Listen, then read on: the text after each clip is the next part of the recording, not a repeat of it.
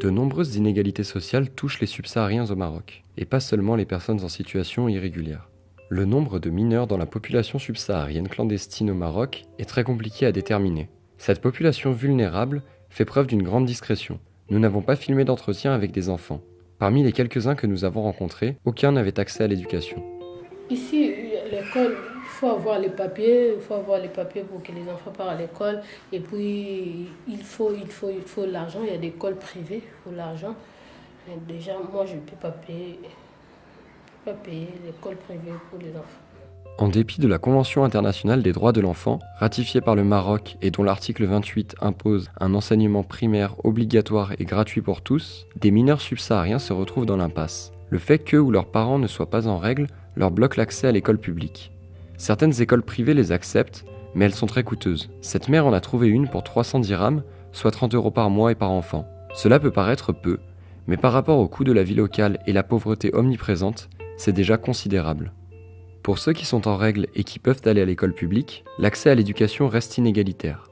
Aujourd'hui, ils ont ouvert l'éducation aux enfants, mais c'est quoi l'éducation? Les amener dans l'école publique où on fait étudier des matières d'ordre marocain, je dis bien marocain parce qu'il y a l'éducation musulmane, il y a beaucoup de choses, l'arabe, la mentalité, qui ne correspond pas ni facilement à la mentalité de quelqu'un qui arrive du Mali, qui arrive du Sénégal, qui arrive, je ne sais pas, qui est peut-être chrétien, qui n'est même pas... Bon, il y a tout un tas de problèmes qui se posent. Alors, on doit créer des écoles ou bien promouvoir des classes spécifiques à ces jeunes enfants qui sont aujourd'hui en âge de scolarisation, en facilitant tous les problèmes d'inscription de ces enfants, parce que ça pose aussi un problème. Sans amélioration significative de l'accès à l'éducation, les possibilités d'intégration sociale des jeunes subsahariens sont toujours restreintes.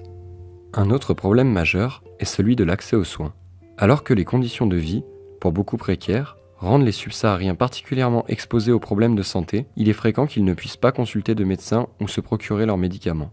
J'avais une ordonnance, ça fait 2 semaines à la maison.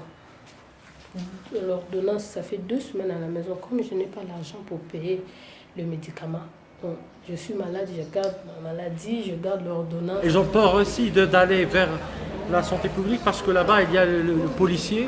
Ils peuvent être arrêtés et expulsés vers ces pays d'origine. On a toujours ce problème. Au niveau santé, on doit prendre en considération des maladies des pays. Par exemple, les pays d'Afrique centrale, il y a des maladies spécifiques, il y a les malarias, il y a beaucoup de maladies dont aujourd'hui notre médecine n'a pas encore mis en place une infrastructure de base qui pourrait les soutenir. Dans le milieu associatif, on reconnaît et on déplore la présence particulièrement importante de certaines maladies chez les subsahariens. Mais on cherche aussi à combattre la fausse idée reçue que ces communautés apportent le sida. Tout ce qu'on propage contre les femmes, c'est qu'ils ont le sida, ils ont ramené toutes les maladies du monde, ce qui n'est pas vrai.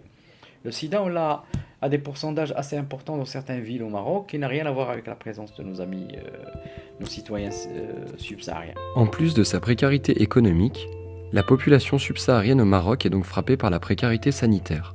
Par-dessus tout, c'est la question du travail qui est l'une des problématiques centrales de la présence subsaharienne au Maroc.